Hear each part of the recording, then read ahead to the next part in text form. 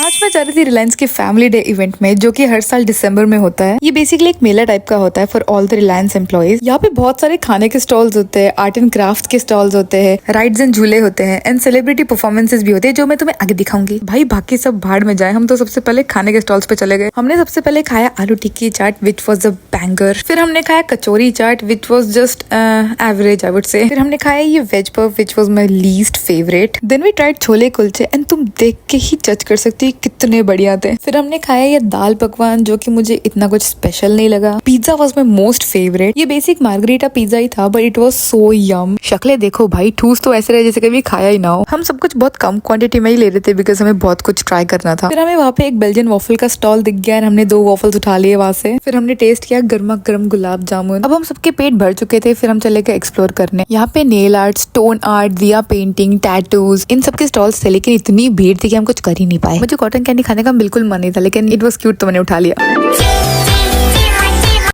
फिर हमने थोड़ी देर ये कॉमेडी परफॉर्मेंस देखा एंड फिर हम निकल गए, क्योंकि हमको इससे ज्यादा इंटरेस्टिंग चीज दिख गई थी। यहाँ पे बहुत सारी कार्स एंड बाइक्स का एग्जीबिशन लगा हुआ था। Now I kind of understand कि लड़के कार्स और बाइक से इतना ऑब्सेस्ड क्यों होते हैं। यहाँ पे जितनी भी कार्स थी तुम एक्चुअली जाके उसमें बैठ सकते हो एंड मे बी फील ले सकते हो आई गेस। तो हमने कोई कसर नहीं छोड़ी, जितनी भी हमारी सारी फेवरेट कार्स थी हम सब में जाके बैठ के आ गए। अब बच गए थे 9 पॉइंट, हमारा सब कुछ एक्सप्लोर करके हो गया था। सो हम निकल गए हमारे घर के लिए। I was so happy because मैंने अच्छे से खाया and I enjoyed a lot. I will see in the next video. Bye bye.